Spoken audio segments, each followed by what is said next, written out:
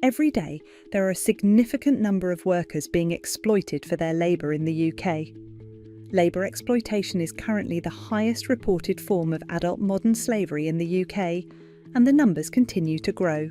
With the UK's growing reliance on short-term and restrictive visas, migrant workers are increasingly at risk. Research has shown time and time again that smaller breaches of workers' rights can spiral and lead to a rapid worsening of conditions. At the lower end of the scale, we see problems from poor health and safety standards to undermining unions in the workplace. Left unchecked, these abuses can and do snowball to serious violence against workers, including modern slavery.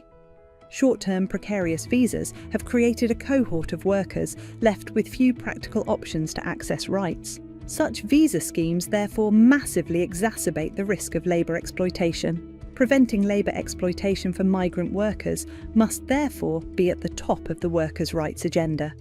Enforcing workers' rights.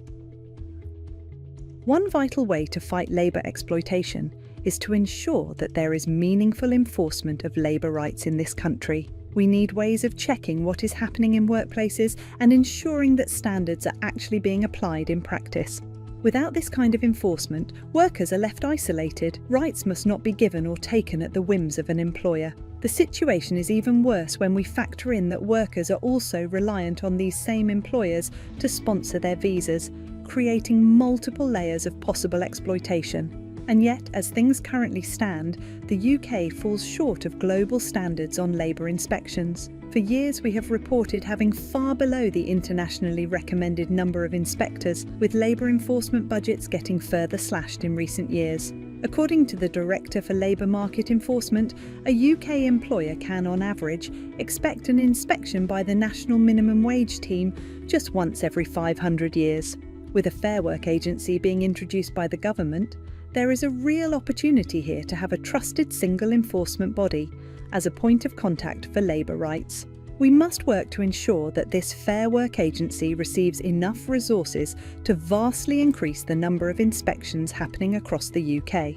It must also have direct powers to mitigate the effects of restrictive visas, which are currently preventing workers speaking out against abuse. Otherwise, it's just a new brand with the same problems. Whilst the government must enforce workers' rights, workers must be able to organise in unions to do it themselves too. There is always a need for unions to be empowered, prepared and organised to proactively ensure the rights and dignity of migrant workers are protected. Workplace Justice Visa. For workers whose immigration status is insecure or dependent on their employer's sponsorship, knowing that the Fair Work Agency has secure reporting processes in place is vital. Secure reporting means that any worker knows that the agency will focus on the employment matter brought to them, and that migrant victims of crime are able to report abuse and exploitation securely without the risk of having their information shared with immigration authorities. One essential secure reporting strategy is a workplace justice visa. This model is based on what is used in Australia after trade unions and other allies there campaigned, and could easily be tailored for the UK context.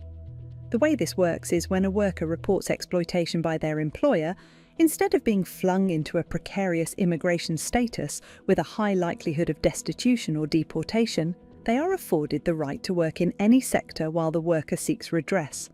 This must be part of a wider pivot to maximise options for workers, so that no worker is left without the ability to sustain themselves.